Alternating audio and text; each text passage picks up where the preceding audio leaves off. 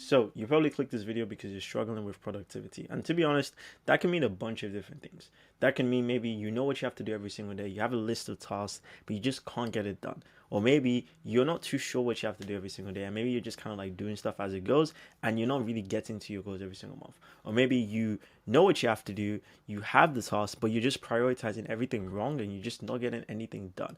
And that's honestly is a very painful place to be in, and I can understand why you're probably looking at this video to think maybe it's gonna save me. And I promise you, actually will.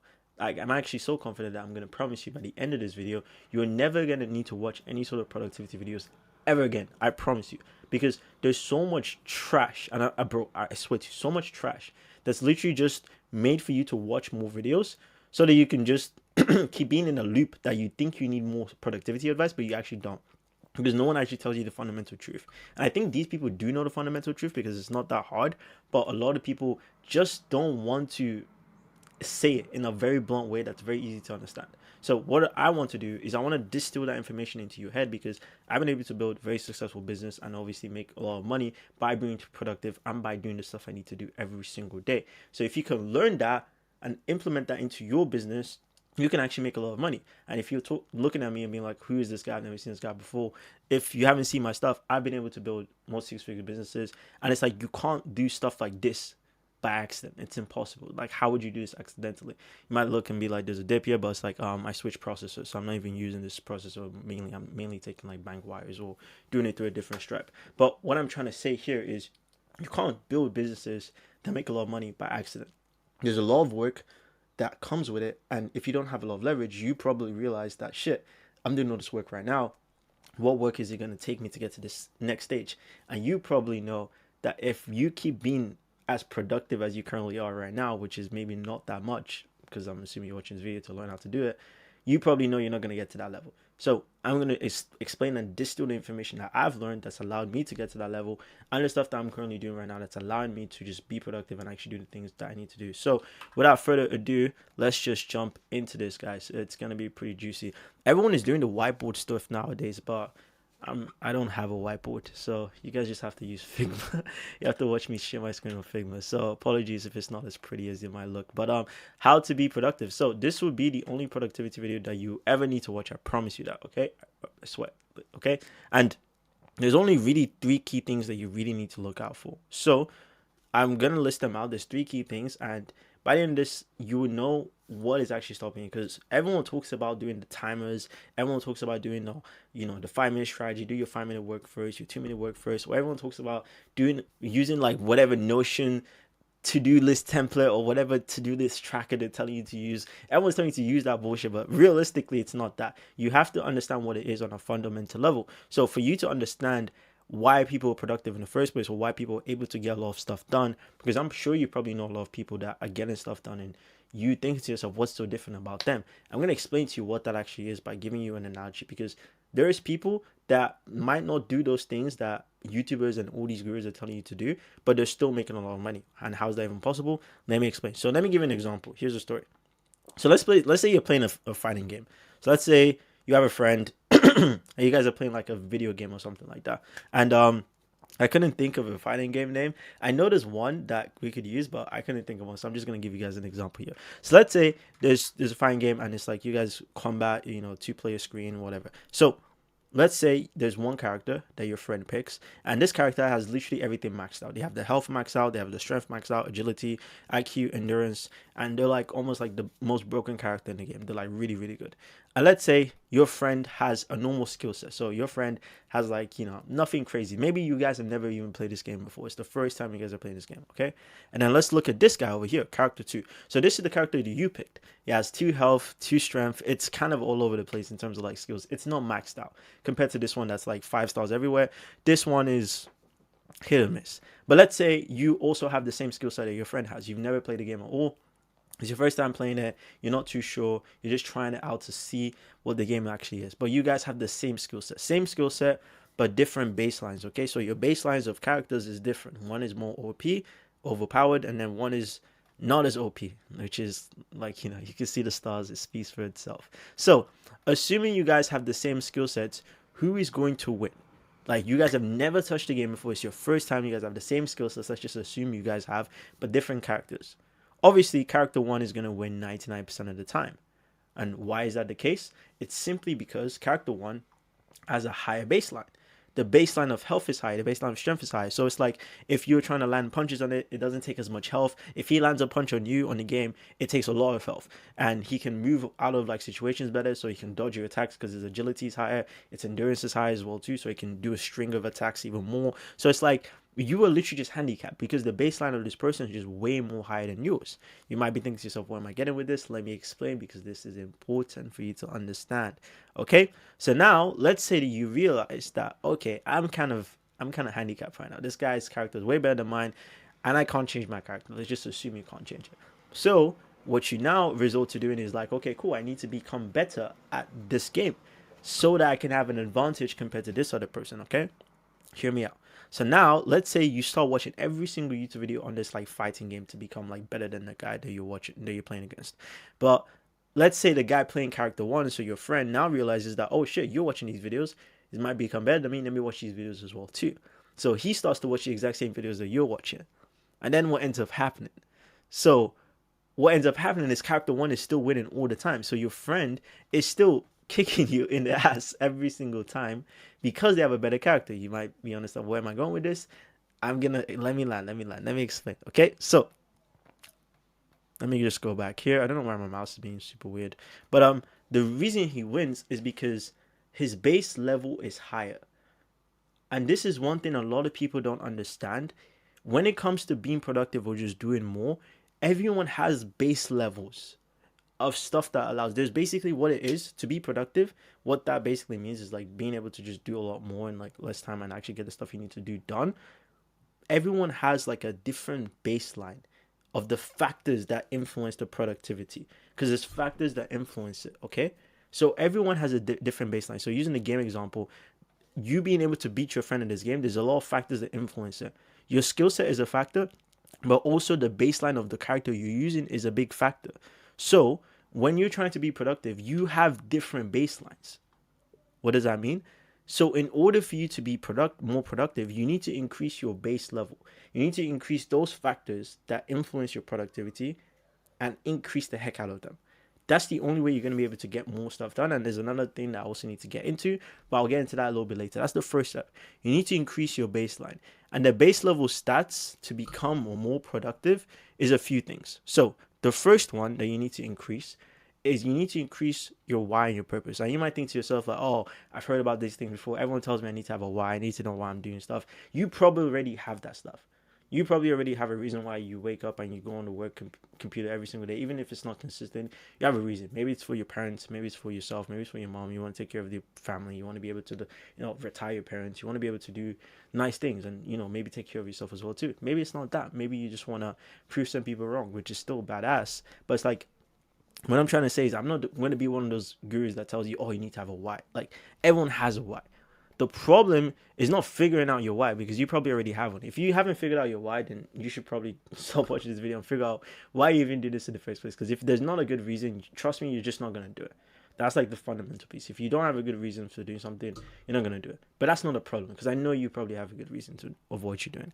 What the problem is, you're not being reminded of it constantly. You need to see your why every single day, because that way it's just going to be ingrained in your mind, and you're not gonna think about these types of things. What do I mean by this? Number one, why do I do the stuff that I do right now? It's because parents, family, myself, want to retire them, want to take care of them, all that type of stuff. I also want to have a better life for myself. So every single thing in my life needs to remind me of this goal every single day. So, for example, my background is literally my beliefs, the things that I want in life, and all the materialistic bullshit that everyone also wants as well too. I see my parents almost kind of like every single day. So it's like I see that drive. On the side of my wall is literally just a whole list of the goals and the things that I want to achieve. And it's like I wake up, I move to the side of my bed, I see that. It's very hard to ignore. My phone, I open it, it's the goals or the things that I want in my life as well too. It's the first thing I see. When I'm looking at my work, when I'm doing this type of things, I'm trying to tab out on look at something else, I see the goals. It's everywhere. So I can't forget it. So the problem is it's not like guys don't have a why. You guys just forget the whys most of the time, which is okay. but you need to force and almost remind yourself every single day why you're doing the stuff you're doing, because that way you're first fixing out the first baseline. Okay, you're fixing that first thing. So the second thing that you guys need to understand is you need to fix up your health. What do I mean by this? This is another baseline that also influences how productive you are.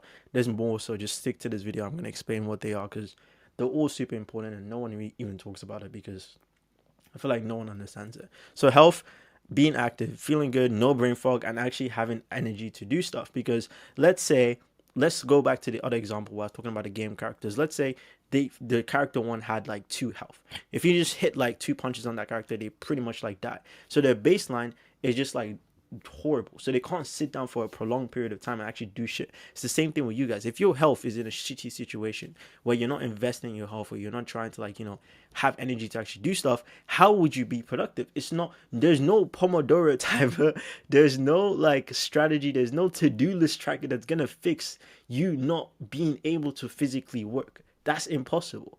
Obviously, I would assume not everyone's gonna be in like extreme positions where they're on a deathbed or like they're on a sick bed and they're not able to do stuff. Hopefully that's not you. If that is you, prayers sent out to you. But it's like what I'm trying to say here is like most of you should be in a situation where you don't have brain fog. You actually feel good. You actually have energy to record this, like how I'm doing right now. You actually have energy to do your work. Otherwise, you are basically fighting an uphill battle. Because if you don't have energy or you don't even feel like doing anything you want to do, or like you don't have the brain fog, you're basically fighting an uphill battle. Obviously, the stat of having a really strong why is gonna push you to do stuff even though you don't really feel like it. But it's also nice to be in a situation where you don't have to push yourself, because when you're doing those types of things, you're fighting uphill battles. You're creating like resistance, and the more resistance you create, the harder it's actually gonna be because there's more effort actually required to do the things that you need to do. So why not just make it effortless and just make it easy for yourself by actually putting yourself in a good shape? And at no point in time should you be feeling sick or like wrong or like doing types of things. Obviously, people get sick, it's normal, but your body was literally built to fight diseases and not be sick. Obviously, I'm saying this because I've been sick a bunch of different times as well too. But it's like you need to make sure you put yourself in positions where you're not as sick all the time.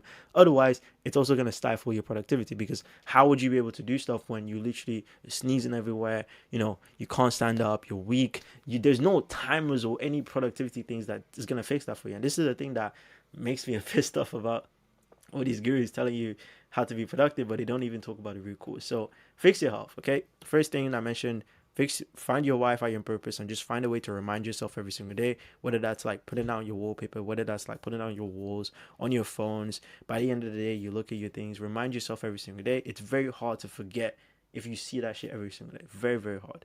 Then the third part is your environment. Okay, the things around you. This is also another stat that I'm talking about, because like I said, the higher your stats, the easier it's going to be, because there's going to be less effort required for you to be actually productive. Okay, the higher the stats is, less effort required to do the shit you need to do to make a lot of money.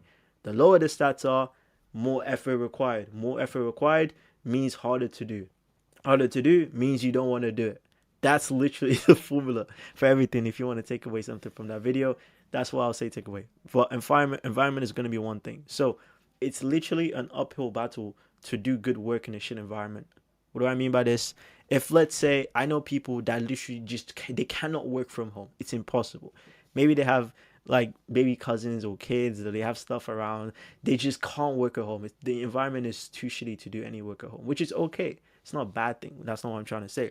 But what I'm trying to say is you need to switch up the environment or the place you're in, because that is also a variable. That's a stat that you need to increase. Because think about it. If you're competing with a person that is in a nice space, no distractions, no people messing them, no people asking them to like do dishes or like do anything, they're just only focused on work, they're gonna be able to get more stuff done. Even if they don't have the craziest why, the fact that that stat of environment is maxed up, they will be able to just get more stuff done and be more productive, feel more inspired, because that's the only thing they can focus on. But if you're in a place where it's noisy, you can't sit down, you can't even take a call, you can't even watch a video, you can't sit down for 10 minutes without being called, how would you expect yourself to be productive? It's like, what timer is going to fix that for you? What to-do list tracker is going to fix that for you?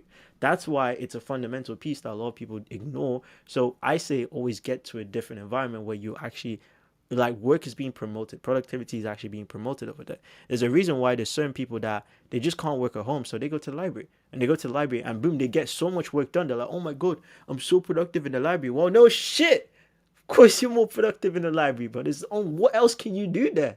It's just work.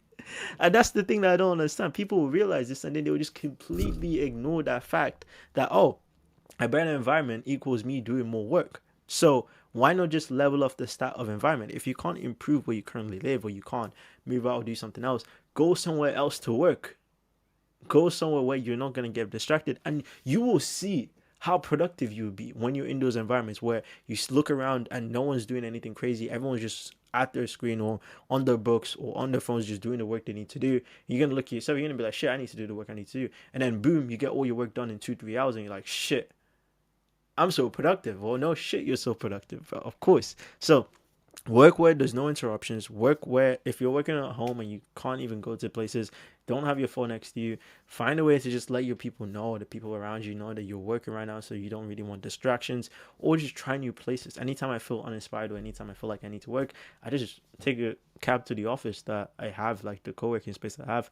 I go there, boom, I get pretty much everything I need to do done within a couple hours because there's nothing else to do than just work, because everyone else is working. So why don't I just do that as well too? And then boom, I'm more productive. But no, I just increase the stat of my environment. So now it's easier for me to get the stuff done. Okay, it's all about increasing those stats that everyone has. Okay, so the 3 stats that we just talked about is your why and your purpose, just reminding yourself about that. The second thing, if that's maxed out, you're pretty much going to be like almost unstoppable. There's always going to be a reason why you should do stuff.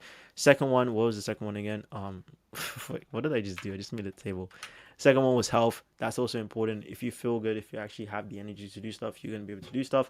Third one is environment. If you're in a good place that actually promotes work and you're actually doing the stuff and you're seeing people that's doing stuff around you and you're not getting distracted, you're just going to be able to do more work naturally. Okay. So what's the fourth one? The fourth one is clarity.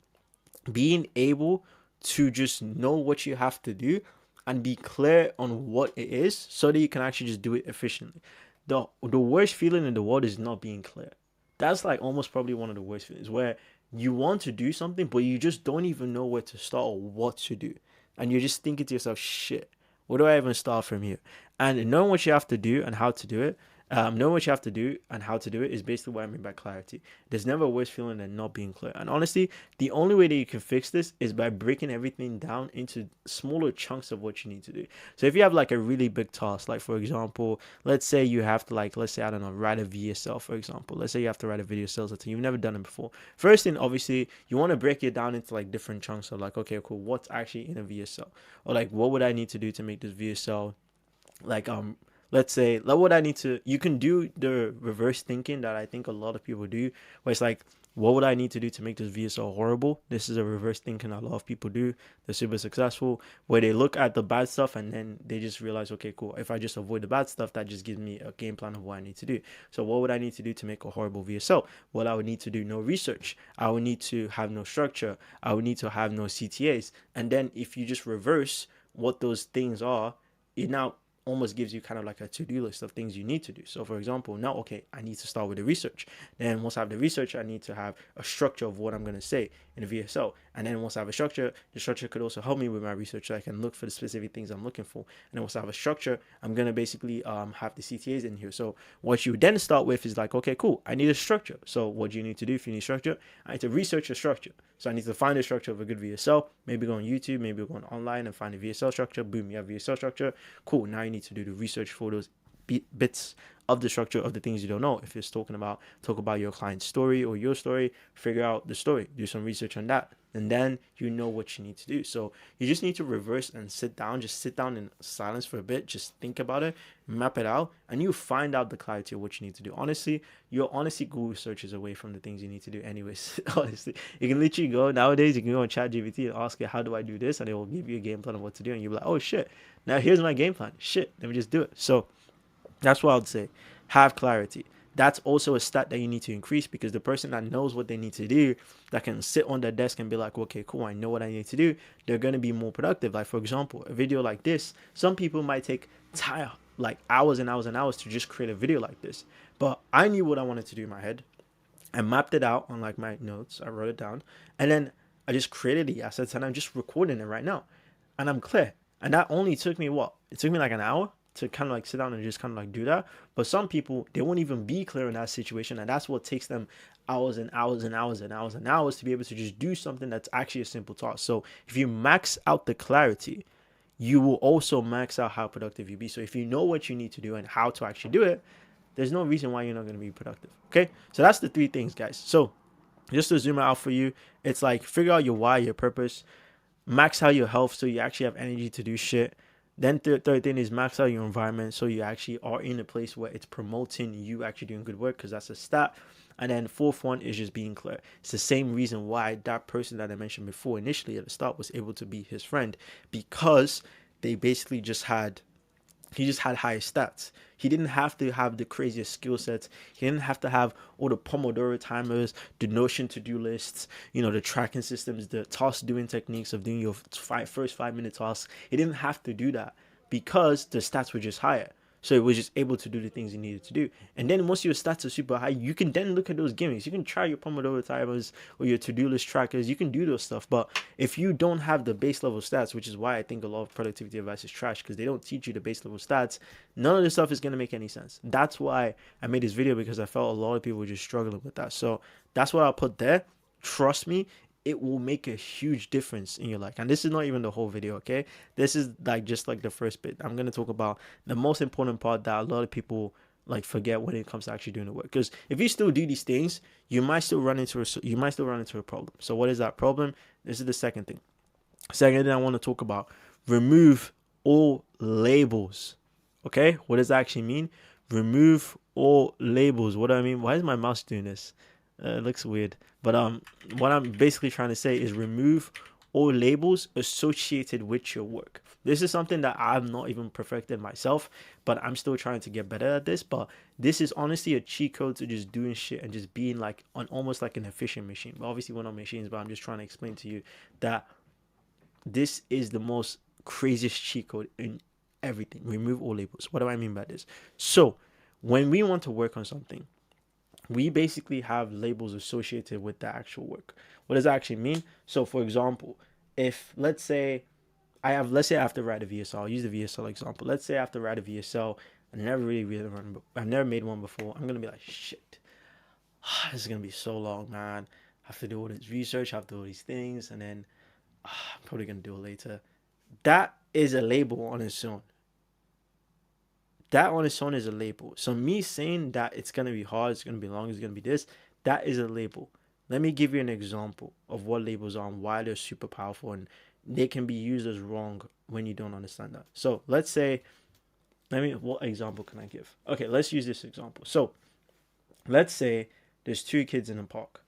Let's say they're like 2.5, 3 years old. They're like kids. They don't really know much English, but they can understand what people are saying, but they don't really know like complex vocabulary. So they don't, if I say vocabulary, they're going to be like, what the heck are you saying? So they understand basic stuff, but they're not like advanced. So let's say these two kids are playing in the park, and let's say they're on the slide. They're playing around, they're having fun, whatever. And let's say out of nowhere, one of the kids, they're both the same age, by the way, one of the kids just goes to the other kid and he's like, you're fat. And then the other kid's just looking at it and he's like, huh? What does that mean? What does fat mean? He has like no reaction. He doesn't really understand what that person just said to him, because he probably just doesn't know the meaning of the word fat. So let's just assume they don't know the meaning of the word. So he says it again. He's like, you're fat. And he has no reaction. He's like, huh? What do you mean? And he probably asks, he's like, huh?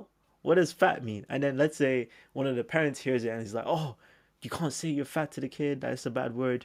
So notice how the kid had no reaction. And it's not because saying someone is fat is not a bad thing. It's just like he just didn't know what it meant. There was no label attached to the word fat. Because once you say being fat is bad, or like someone tells you like, hey, you can't say the word fat to this person, that's a bad word. Now you associate bad with fat. And the bad is what gives you the emotion of feeling like shit. Oh, he just said that to me. I'm pissed off.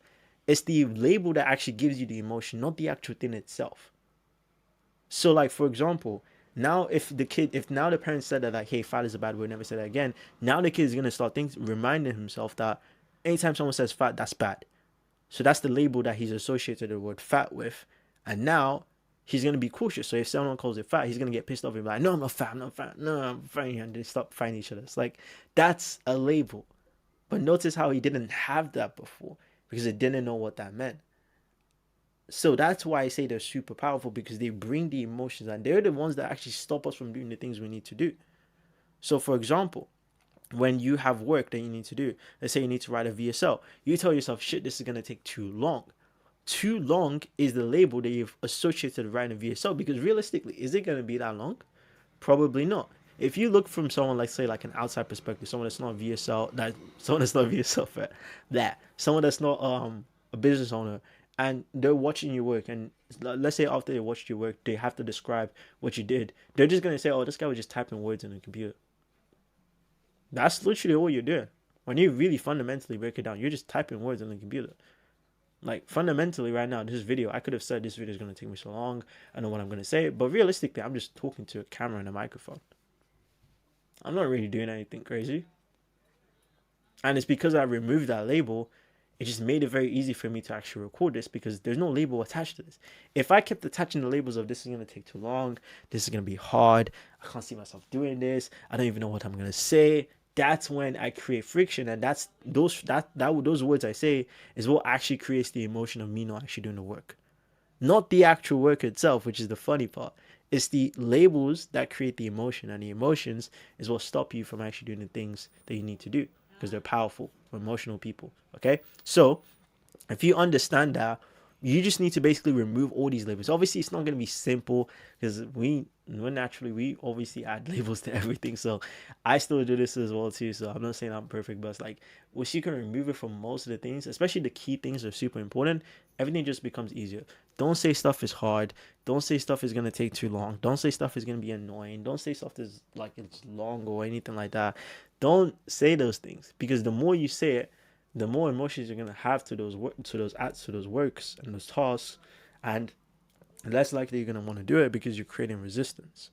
Okay, so remove the labels, max up your stats, and then the final thing I want to make you guys leave with is just honestly do the tasks that you need to do every single day. Just like, if you sit down and you see the tasks that actually move the needle and are not just like pointless tasks, and you will know what moves the needle, because you guys are not stupid, you will know what actually moves the needle. If you don't, then I think you have to do some research on what you want to actually achieve. You figure that stuff out and prioritize that above anything. Remove any emotions associated with needle moving tasks and just do those things, because anything that moves the needle is what's going to get you closer to your goal. And at the end of the day, that's all we want. We just want to be as productive enough to be able to get to our goals. So remove emotions attached to all your key tasks. Max out your stats that allow you to be more productive. Max out your whys, max out your health, max out your environment, max out your clarity. Max those things out, and I promise you, doing work and just doing the shit every single day you need to do, it's not going to be difficult, guys. It's actually really not. It's actually super simple, honestly. Yeah, I don't think I have anything else to say. Like and subscribe, please, if you guys found it super helpful. This YouTube stuff is funny. Alright, I'm out of here.